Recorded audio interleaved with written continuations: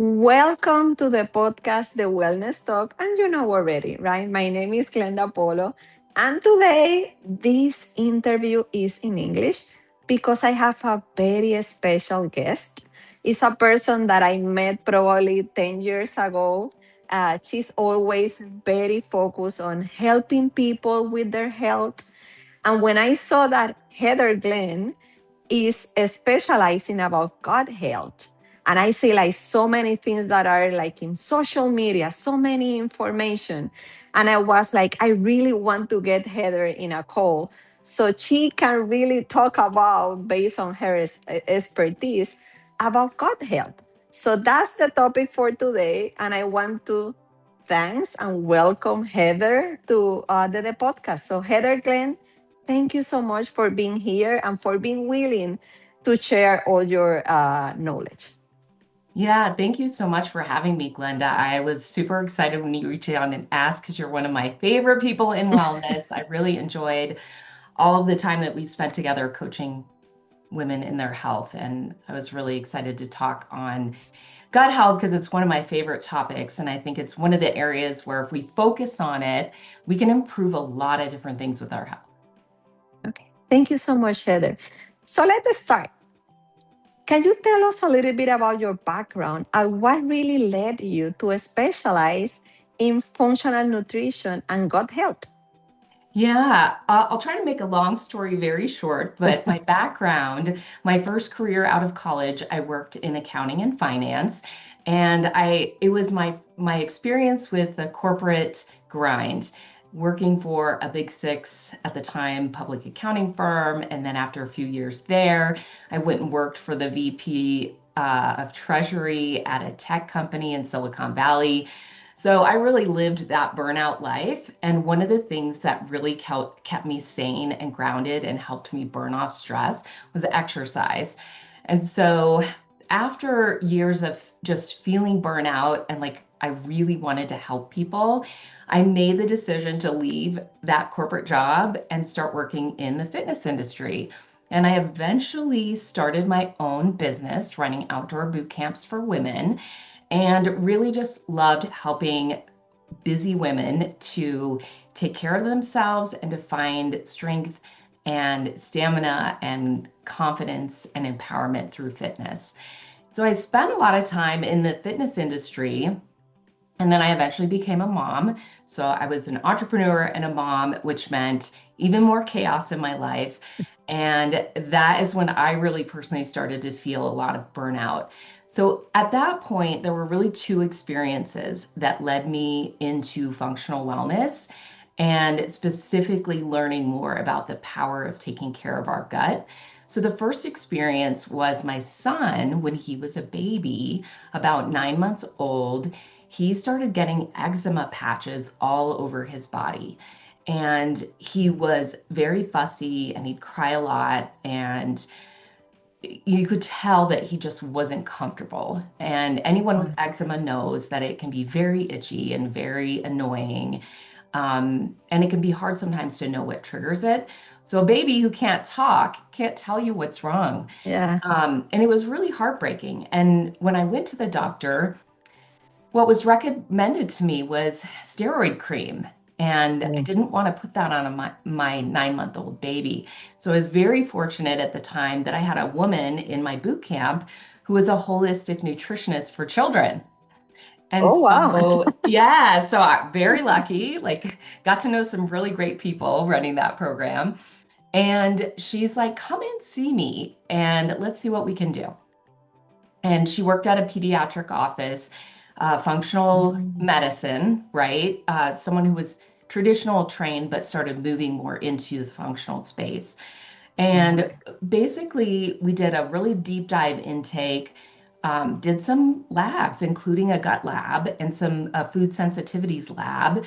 And we found that there were some things off with his microbiome and that he was reacting to certain foods. And so, by addressing what we found on the labs through protocols to kind of rebalance the microbiome, and by temporarily taking out some of the foods, within 4 or 5 months, his eczema was gone. Oh, wow.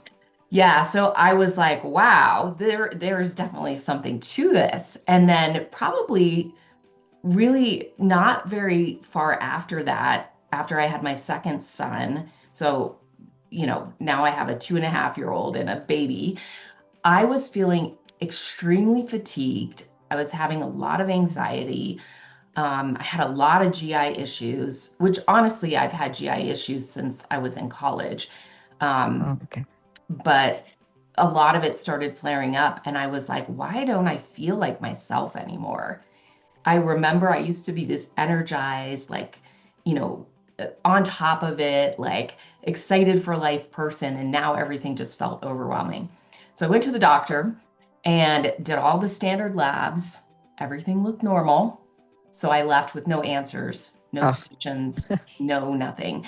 Although I was given the opportunity to go see a psychiatrist who could recommend antidepressants and anti-anxiety medication, which I find a lot of times happens when labs come back normal and the doctors maybe aren't sure what to do next and they give you that option. And I didn't want to be on those. So I was working with a business coach and she's like, go see my friend here. They do, Ayurvedic and applied oh, okay. kinesiology. And so I went there, same thing, did their version of testing functionally. And they believed I had some microbiome imbalances, some food reactions. They gave me some therapeutic supplements.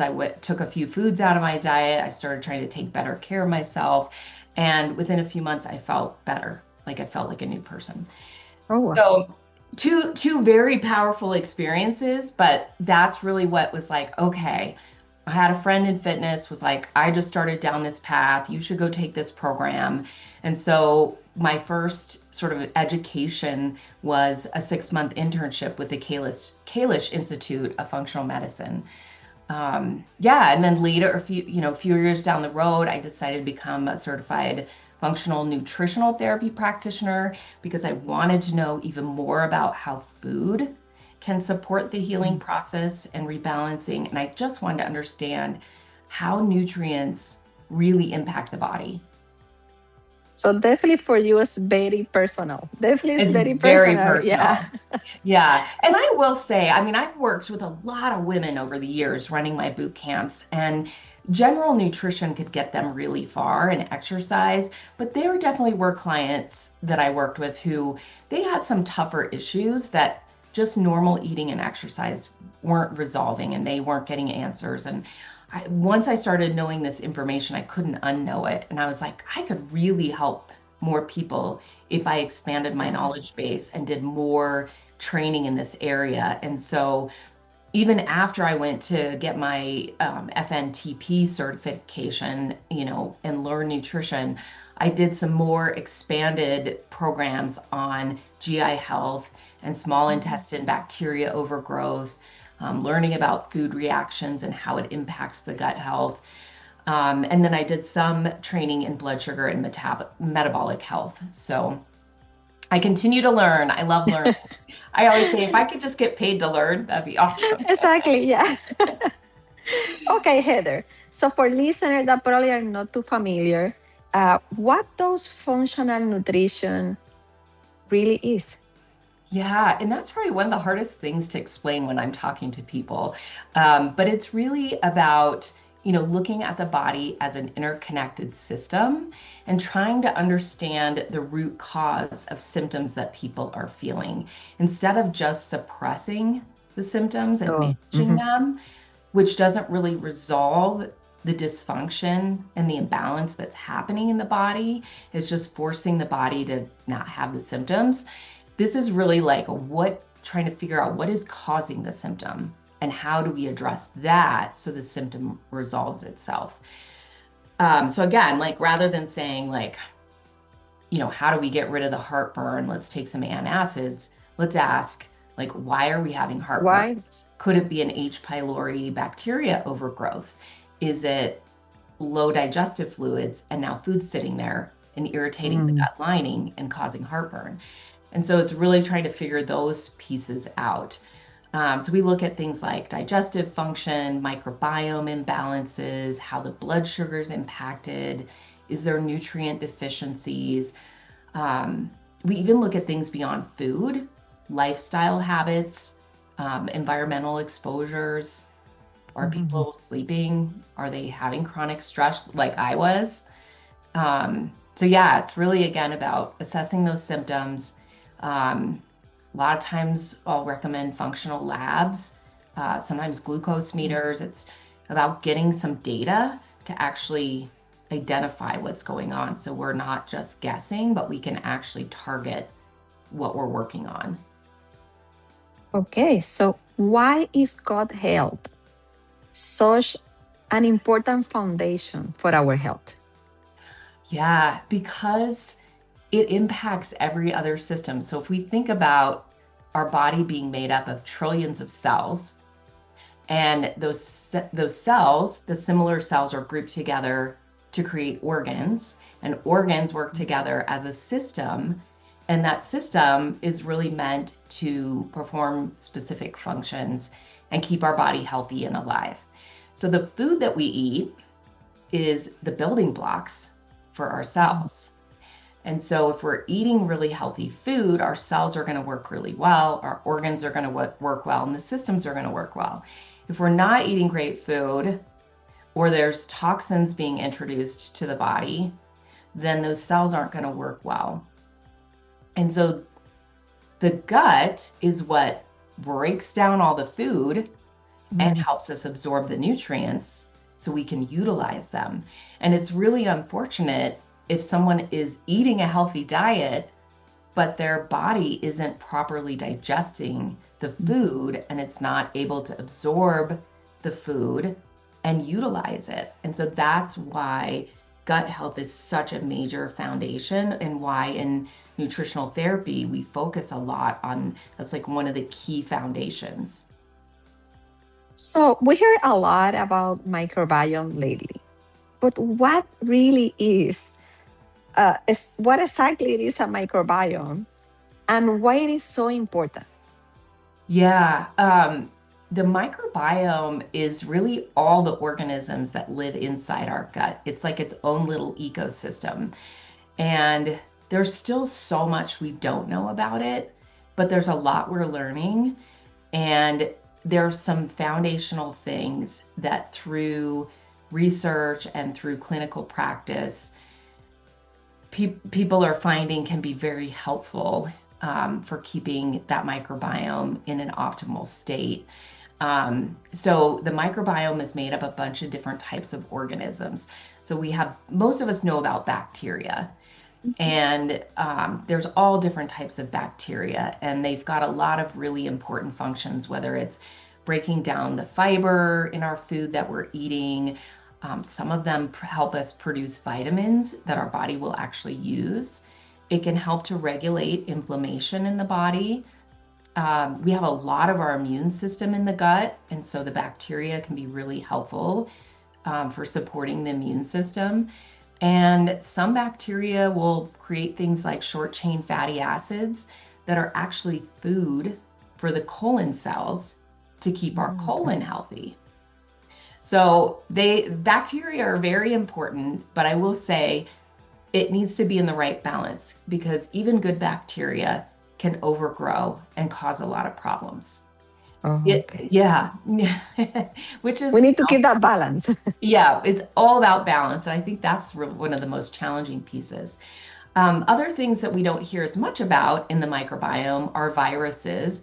And some of the interesting things about viruses, yes, we always think of viruses as being bad, but some of the Mhm. viruses are actually meant to control the bacteria. So they may actually Oh, infect bacteria to help regulate the population. So oh, it's I very didn't know interesting. Yeah, that. yeah, very interesting. And then we also have fungus and yeast in there, which sometimes people are like, oh, that doesn't sound like a good thing. But in small amounts, it actually is a good thing and they serve a role. But it can be common with the modern day diet for yeast to overgrow. Mhm. And maybe if you're having gut problems, you may have heard the term candida overgrowth. That's a Mhm. certain type of of yeast. And when that overgrows, it can be very problematic, but normal levels can be really helpful in combating pathogens that might come in through food and water that we eat and drink. And then there's two other things you might find in there. I always have a hard time saying this, but it's archaea. And they are, interestingly, they will create methane gas by consuming byproducts of the bacteria. And this enables the microbiome to actually be better at extracting calories and nutrients. So again, so complicated, and it's like we're only beginning to understand all these things. But the interesting thing about these guys is that, yes, they create methane, but if things are overgrown, that methane can actually slow motility. And so when people are experiencing constipation, it could be that there's an overgrowth. Yeah, so very interesting. And then the last one are parasites or protozoa, which, or any type of a bacterial pathogen. These in small amounts may not cause a problem. Certain kinds you really generally don't want them around. Okay. But these are the ones we're thinking more can cause, like, say you go on a trip somewhere and you get like a really bad stomach bug or something. Those are the types of pathogens that we hope pass through us. But if we don't have a strong gut health and microbiome, they may decide to just, oh, this is a great place I can set up shop. Let me stay here. Yeah, let me stay here. So anyway, the microbiome is very complicated, and it's not really about not having any bad guys. It's not about having tons of good guys. It's like you said, really just that balance, and variety too. Not a lot of one kind, but multiple different types of all the different things that I mentioned. Okay, thank you. So besides the microbiome, what other considerations are important when it comes to gut health? Yeah, I'm glad that you're asking this question, because when we talk about gut health, we get pretty focused on the microbiome, which is important, but we don't think about all the other pieces that are involved in optimal gut health. So digestive function is a huge piece of that. And basically what that means is, are you able to break down the foods that you're eating appropriately and ultimately absorb them? And so some people really struggle with digestive function, whether they're just not chewing their food well, they're eating in a stressed state, their body's not producing enough stomach acid or enough digestive enzymes or enough bile to break down fats. And so digestion being I always use the term like north to south process, digestion really starts in your brain and in your mouth. And if you're not digesting well there, then you'll probably have problems with digestion in your stomach. And then you'll probably have problems in the small intestine. Then you'll probably have problems in the large intestine. So we always want to think, how do we start fixing things at the top and work our way down so that the whole system is working well? And so digestive function is a really important piece of that, is make sure we're actually breaking our foods down really well. Then there's other things, like many people have heard the term leaky gut. That's really just the gut lining has some damage happening to it. It's a little bit more like, think of it as like bigger holes in the gut lining than should be there. And so larger food particles or toxins or pathogens are getting absorbing through the gut lining and going into the bloodstream and causing an immune response. So there's the whole piece of, we need to heal that leaky gut and support the gut lining to get stronger. Pathogens, we've talked a little bit about, but we're exposed to them all the time. Our digestive system is part of our immune system, in that if we ate something with a bacteria or a pathogen on it that's not supposed to be in our digestive tract, we should have the digestive fluids to actually break it down and destroy it. Sometimes we don't, or we have this perfect environment that that pathogen wants to stay, and then it'll create chaos in our body. Mm. Um, and then the last couple things are motility issues, or whether there's something mechanical off, moving the food and the bowels, you know, the waste product through the system. Are you actually eliminating on a regular basis to get the toxins and the waste out? And then stress and nervous system regulation. So if we're very stressed, digestion happens in that relaxed state. And so Oh.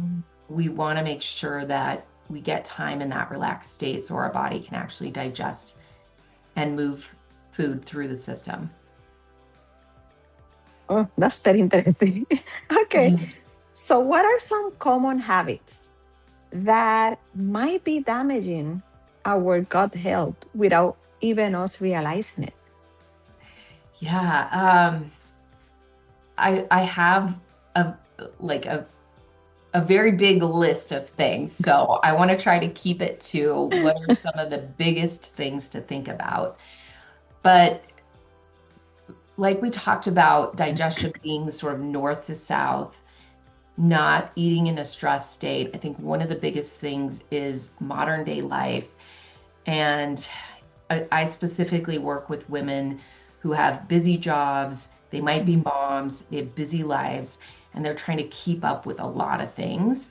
And so a lot of times they're eating on the run or eating very fast. And the problem with that is when you're in that state, your body is conserving resources to deal with the stress at hand. And so it's not telling your digestive system to turn on.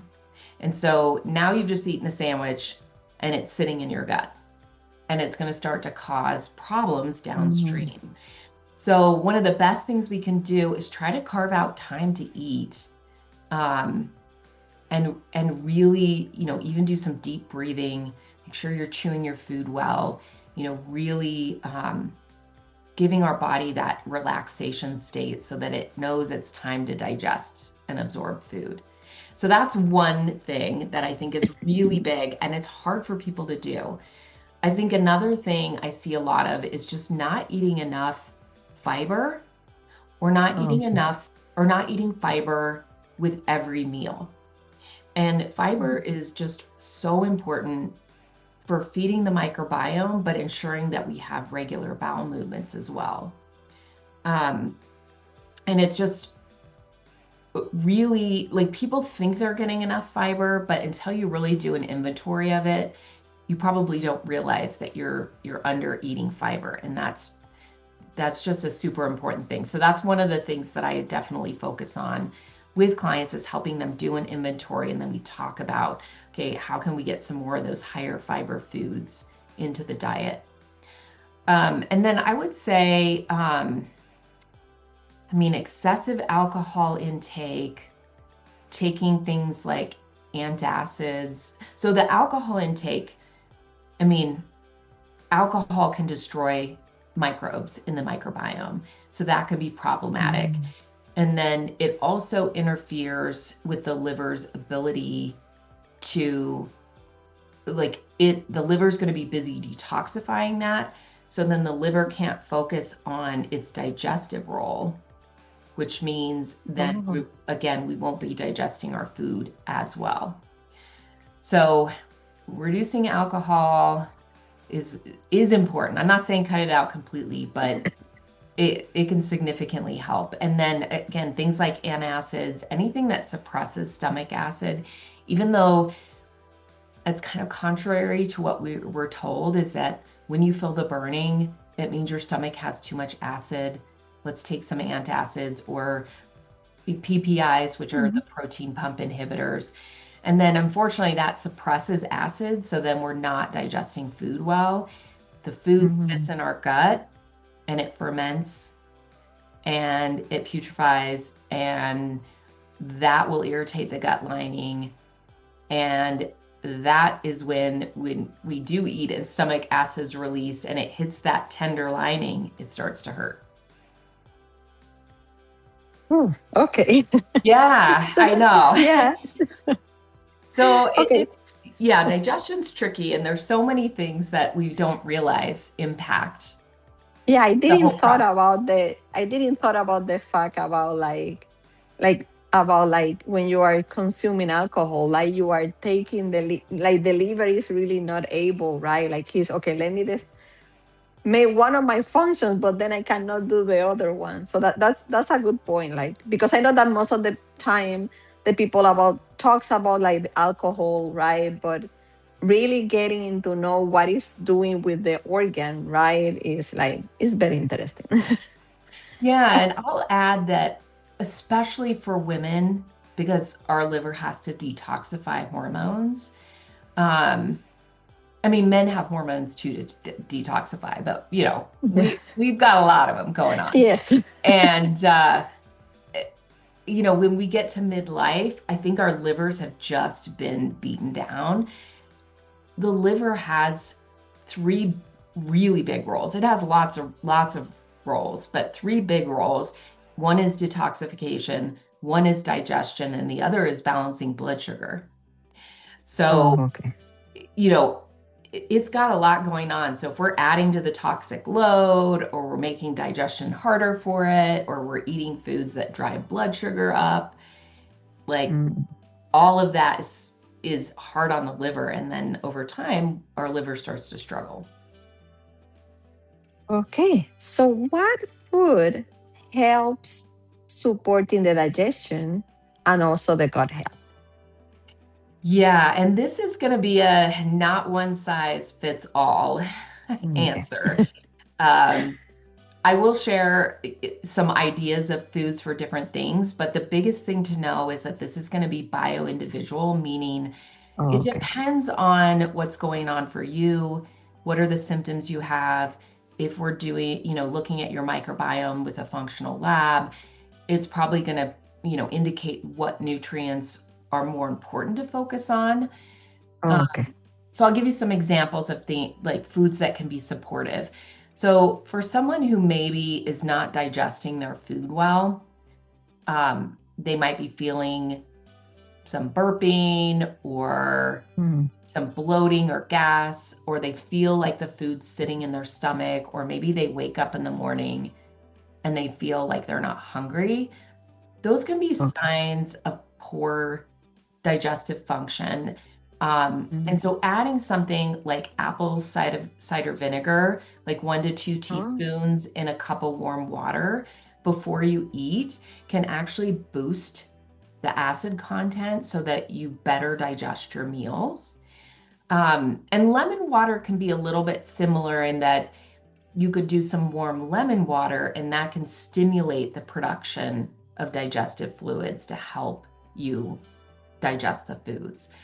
So, but I will say, if you have heartburn or burning or ulcers, mhm. this may not be the first right step for you.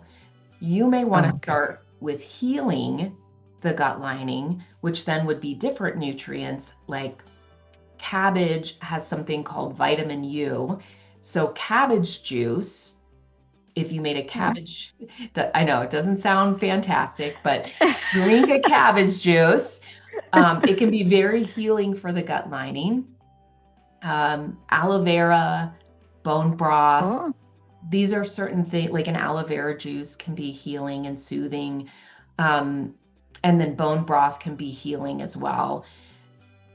Those would be things where, if you had some burning, you would maybe want to start there before you start adding more acid things to boost oh, okay. digestion. So it's like, I would say it's kind of like an orchestra, right? Like It's like, let's do a little of this, and now we're going to go over here and do a little of that, and we're going to keep like working on things till we can get everything a little bit more balanced and back to optimal.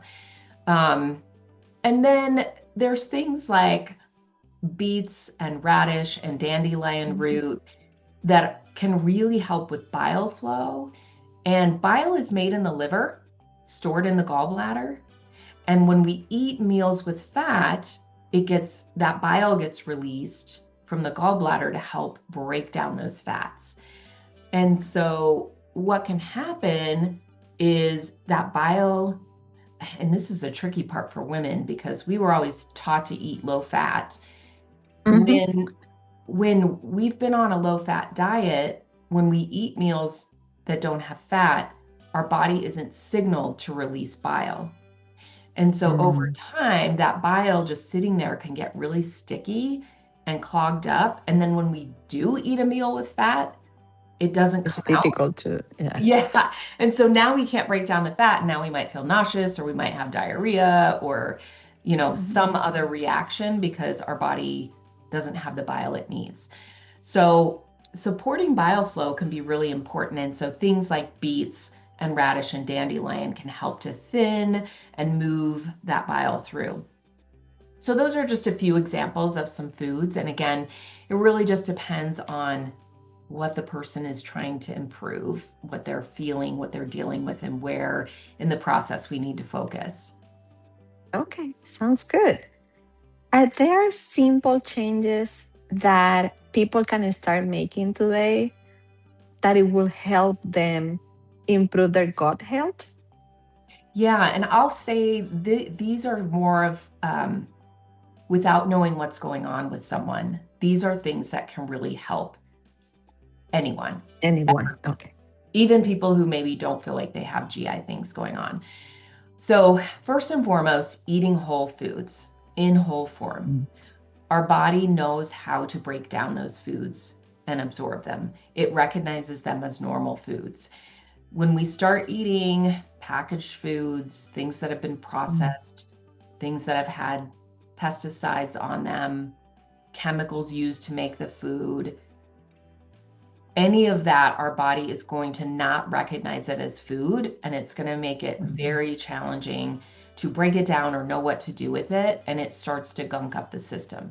So hands down, just eating whole foods, thinking plants that you picked from the earth, animals that ideally are raised in a clean, sort of normal, healthy environment. Those are going to be the foods you want to focus on. And then I would say next is making sure those foods have a lot of fiber and that a lot of your plate Mm, is okay. plant food. So when I say plant food, I'm mostly thinking of vegetables, but also fruit, and it could be some grains, seeds, Oh, things okay. like that. But I find that a lot of women who are busy, it's easy for them to grab things like nuts and seeds or snack bars or things like that, and then not getting in as many vegetables and fruits that, or even legumes. Legumes are a great source of fiber. Um, and again, so then they struggle either with constipation or not feeling full Mm. or blood sugar issues because fiber helps with all of those things. And then I guess a third thing I would say is to stop snacking all the time. And I know Mm. that goes against what we learned No, 10, yeah. 20 years ago, because we keep our metabolism going, keep our blood sugar level even. Let's snack all the time. And kids need to have snacks all the time or they're going to melt down. Or, we're packing our bags with all the kids' snacks. Yeah. And I talk a lot about this actually in my blood sugar program because that creates a whole issue with blood sugar balance. But when we're Oh, okay. talking about digestion, snacking, even if you eat one cashew, it sends your body into the full digestive process. And then your body is digesting, and your digestive tract doesn't get time to heal and reboot and repair and be ready for the next meal. So So it's working all the time. it's working all the time. It's working all the time. And the other interesting thing is that our body has something called a migrating motor complex, which is triggered every 3 to 4 hours when we haven't eaten. So you have a meal, Mhm. 3 to 4 hours later, this migrating motor complex gets triggered, and it's what moves everything through your GI tract. It's what triggers those bowel movements. And so when we're snacking all the time, our body never really goes through this Getting process. that, right? Yeah, the sweeping everything out, it doesn't happen as often. And so then it can cause issues with being backed up, and then being backed up has its own struggles with it. So yeah, I would say, those are three things: more whole foods, focus on the plants, lots of fiber, and stop snacking all the time. Give your body some break. Okay. Yeah, give it a break. Give it a break. Okay. It needs a break. Yes.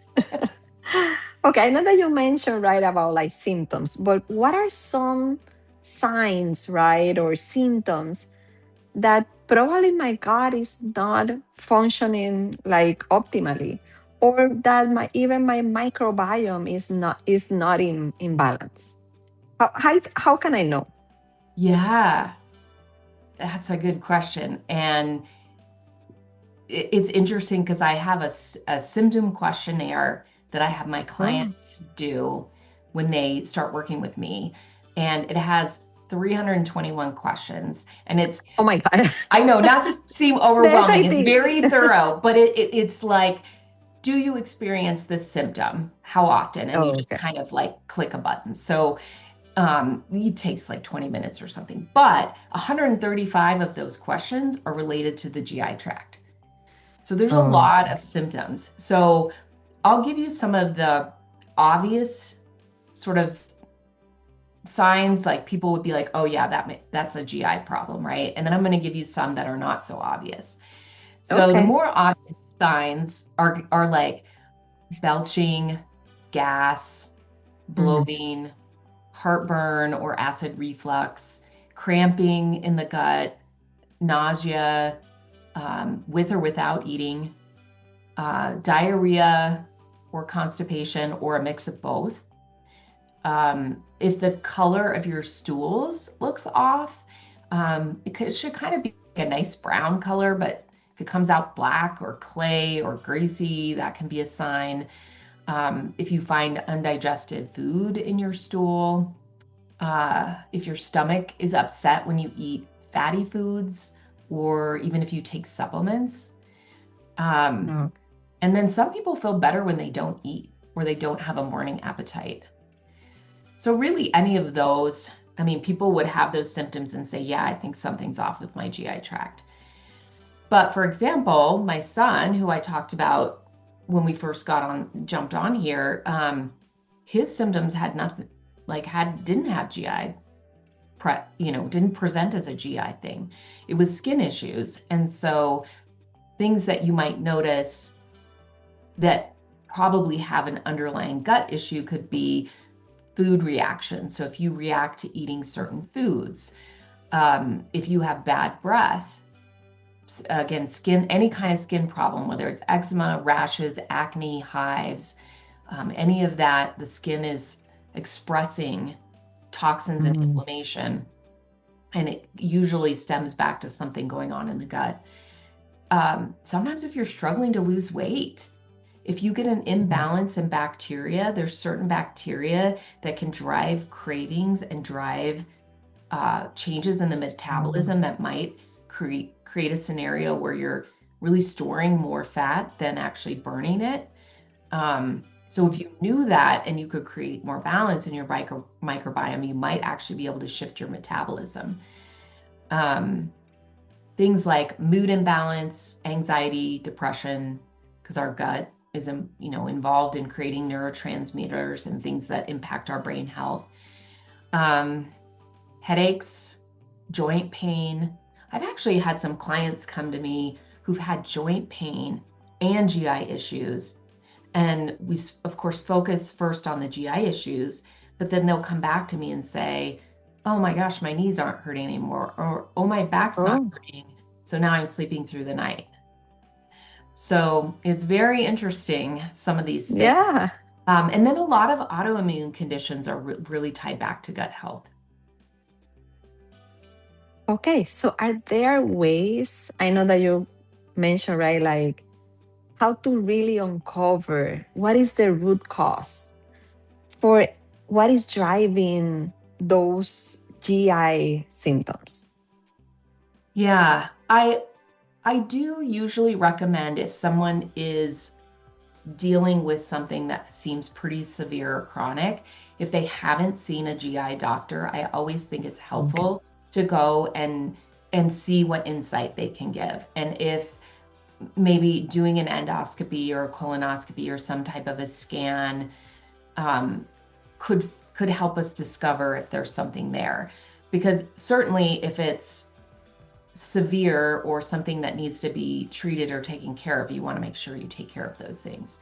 But a lot of times what happens is they'll go and they'll see a GI doctor and then everything looks normal. All the standard tests and everything come back and they don't find a lot, or maybe they see a little, and I've personally gone through this. So I'm speaking a lot from experience Yeah. too. I've seen multiple GI doctors and I go because of the reason I said, I want to make sure there's nothing severe happening.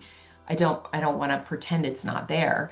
But most of the time it's, oh, there's a little bit of like gastritis, or, oh, just take some more fiber and call me in the morning or whatever. Exactly. And Yeah. there's Okay. no real answer or no real plan, no real solution, nothing to follow to help remove the symptom. And so that's where bringing in functional labs and doing more thorough health intake and assessments can really help uncover more than what a conventional approach might. Because the functional lab I use is going to look at things like digestive function, what's actually in the microbiome and what are the levels, are there parasites and pathogens? Is there a yeast overgrowth? Is there inflammation? How healthy is the immune system in the gut? And so it can give us a lot more specific information to be like, oh, you have an H. pylori bacteria overgrowth in your stomach. That is likely contributing to your heartburn and your inability to thoroughly digest and absorb your foods. So that's, I think using a functional lab, even for people who don't have obvious GI symptoms, everyone could use a tune-up. I think we have these tools out there. We need to be using them more. That's my belief. Let's get to the bottom of things before it gets to a disease state. Yeah, that's true. I know that you mentioned, right, when the people like going into the GI doctors, but when do you think that someone really should be seeking for a professional help? Yeah, I mean, I think if you've had chronic ongoing symptoms, 3 to 6 months, and Oh, it's okay. disrupting your life, it's worth getting checked. I also think if you've had like a severe episode of something, again, like maybe you went on a trip and you had, a lot of diarrhea, or you were throwing up, or, something that you were like, oh, I think I ate something bad. And Exactly. Yeah. yeah, and your GI tract doesn't feel the same after that. It Oh, probably, okay. you picked something up and it may still be there, or it may have shifted things. And you may want to, if you can look and see, why not try to address that? Certainly if you're having like your stools look different than what you're used to seeing, or you see Mm, blood, if you're getting a lot of heartburn and pain in your chest from eating, I mean, anything like that feels really severe and it's kind of debilitating, you know, urgency where you got to run to the bathroom. I think well, it's always worth going and getting a professional to look and make sure that there's nothing severe there. But again, most of the time, people don't always find answers, and then exactly. Yeah. and And then that's that's when they where come, and that's when people they like come you, to me. exactly. They come to me, and I help them figure out the what's going on that's causing those annoying symptoms. So now that you mentioned that, how it looks like when someone then goes to you and finally said, okay, I need a solution, right? I need some healing. How that how is your overall approach? Yeah, so when someone comes to me and decides they want to work with me, we begin with a really in-depth intake session, looking at health history, trying to connect the dots. They'll do my symptom questionnaire that I mentioned to help me kind of understand more about what their symptoms are telling us. And then I have them do a couple of labs. One looks at the microbiome and the digestion, the one that I kind of mentioned earlier. And then we usually do a food reactions panel as well, because we want to take out those foods temporarily if they're creating inflammation and an immune response so that we can focus on healing, and then we can work on bringing those foods back in later. So that's sort of like use these tools to get the best picture we can of what's going on. And then from there, I can usually identify one of three patterns. So the three patterns I look for is this an insufficiency pattern, meaning they don't have enough good guys, they don't have enough digestive fluids, they're running low on things, and we need to help boost them up. The second type of pattern is an inflammatory pattern, and that's usually where we see a lot of pathogens, parasites, overgrowth of opportunistic bacteria or yeasts. We probably see some higher immune markers on their GI map. We see them reacting to a lot of foods on their food sensitivity panel. And so that helps us more target toward how do we start working on reducing inflammation, supporting the gut immune system, trying to rebalance out that microbiome, get some of those bad guys hopefully out of there, and you know, get the inflammation overall down. And then the third one is more of a digestive dysfunction pattern, which is maybe they don't have enough digestive fluids. There's certain bacteria types that tend to overgrow when we're not digesting food well. So I'll look more for those types of bacteria and overgrowth. And so really, you know, looking for those three patterns, and then I address what I call the 5 R's. So first R is reset. So we're going to reset their diet and lifestyle, really working on whole foods, eating the foods that their body's not reacting to, working on some lifestyle stuff like stress and sleep. The second R is remove. So we're going to focus on removing parasites, pathogens, and reactive foods. Reactive foods, our goal is always temporary, not forever, till we can heal and get the immune system to calm down and not react to everything. Okay. So remove is step 2, or not always step 2, but it's the second R. The third R is to replace, which means replacing digestive enzymes or stomach acid or nutrients that are going to help with digestion. The fourth R is repair.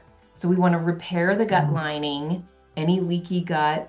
Most people have some level of leaky gut, to help reduce inflammation and get a stronger gut lining. And then the last R is restore. So we're thinking about restoring the microbiome.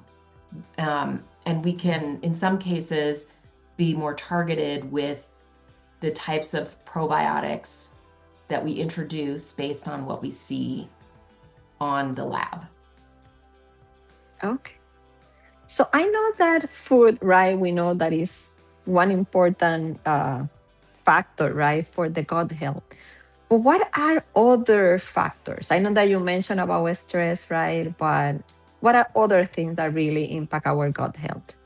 Yeah, so stress is probably the biggest thing. So I'm glad we've talked about that. But yeah, eating in a stress state is never going to help with digestion, and it's going to lead to problems downstream. Sleep's very important. Sleep is underrated for many things, but while we sleep, that's when our body heals and repairs, and our microbiome can work on producing things like neurotransmitters and those short chain fatty acids that feed the colon cells. All of these things, just like we have a circadian rhythm and we have certain times a day that our body likes to do things, the microbiome is similar in that way.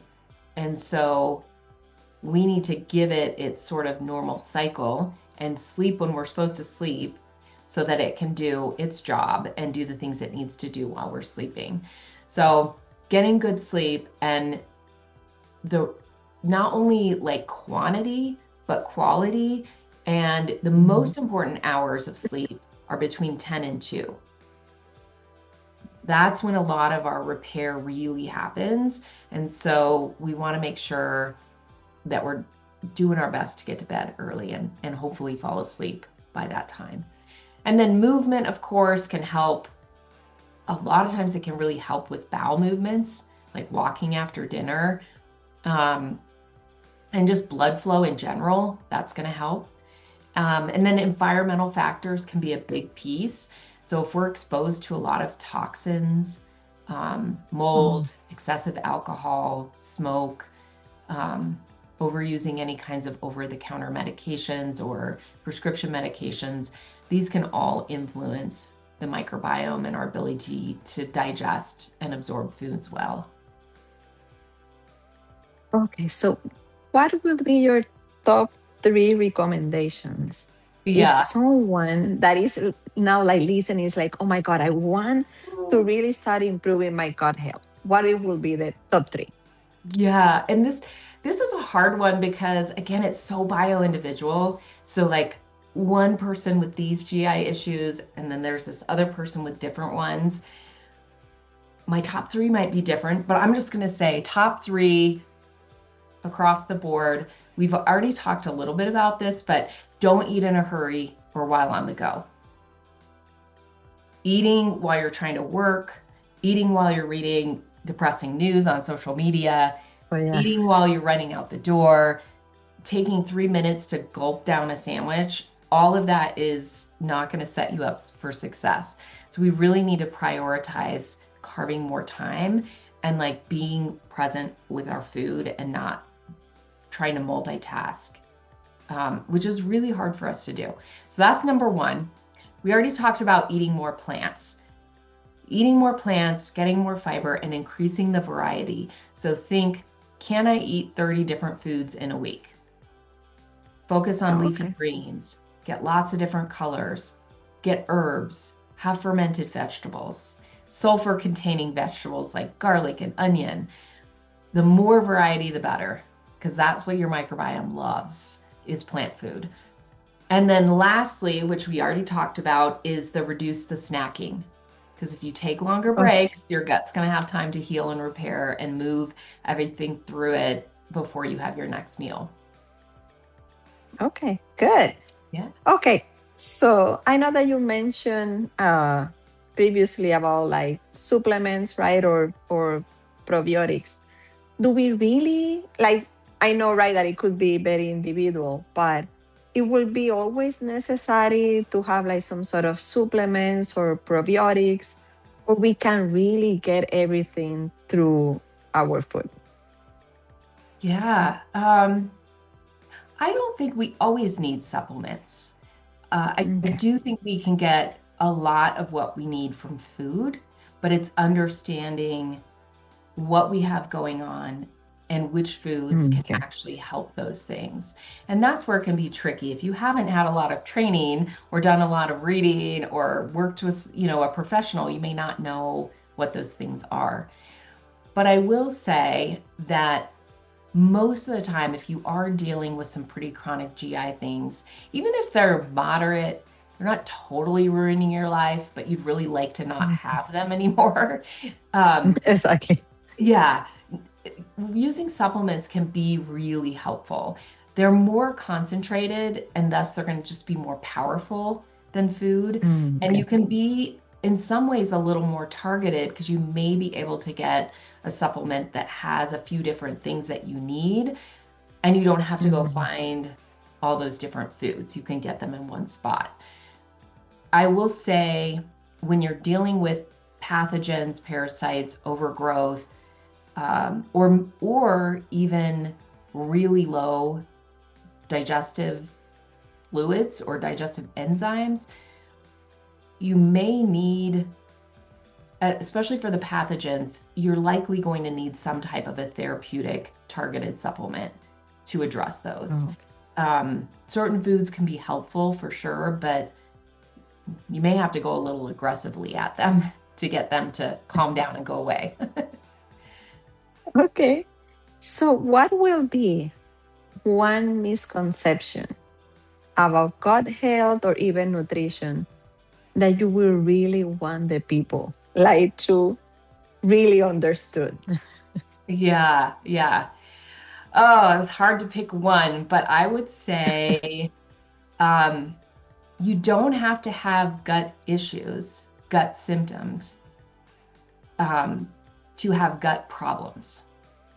So I think most people, when I talk to them and they're experiencing a health issue, and we may get into the conversation about gut health, oh, I don't have gut problems. My gut feels good. But I mean, we don't talk about this, so most people don't understand Mhm. that you could still have gut issues and your gut can feel fine, but it could be contributing to the Mm. other challenges that you're having.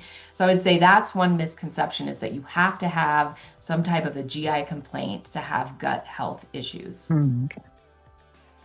Okay, and now for like closing, right? If our listeners can remember just one thing from this conversation, what do you want it to be? This was also very hard, but I've talked about it a few times already. So I think it's underscoring that this is important. Eat food in its whole form, specifically plants. Okay. I think that can solve a lot of problems for people. So go ahead and eat plants. Eat plants. I'm not saying don't eat Yes, meat, but I'm saying we don't eat enough plants. We just don't. exactly. Okay, Heather, just to close, and this one is a very personal question, right? But I love to always make this question to everyone that I interview. So, what personal legacy Heather wants to live in the life of others? I just want to open people's eyes how my eyes were opened all those years ago when my son was dealing with eczema and I was not feeling great and I wasn't getting answers, that there there's so much more to nutrition, and there are options out there to help your body to heal and rebalance. And I want people to understand that um, they're not powerless when it comes to their health. Mm, They can be their own best advocate, and they can give the body wants to heal, and they can give their body the tools and supports that it needs in order to feel good. Um, and so that's really what I want to leave to my friends, my family, anyone I come in contact with, is like, you have the power to take control of your health. There's so much out there that you can do to support your body, and you don't have to surrender to the idea that you're going to have to feel like this forever. mm. I love that. I really love that. And I know that through your work, you are definitely giving that legacy, right? So, Heather, I really appreciate your time, all the information. I learned a lot in this conversation. And I know that a lot of people will be like, oh my God, I need some help. But don't worry, because I will be including as part of this podcast the information so you can reach out to Heather. She can work with you virtually, so you do not necessarily need to be living near a Heather to get help. So I will be including all the information so you can reach out to Heather. And thanks again, Heather, for your time. I really, really appreciate. And I know that this podcast, this interview will help a lot of people to really understand that, as you mentioned, there are tools there, right? That we don't need to just sitting and say, oh, I need to live the rest of my life like feeling bad, right? That there are some hope. That is hope for everyone. So thank you so much. Yeah, I love that you ended with hope. there is hope. Yeah, there it is. Well, thank you so much. Take care, everyone.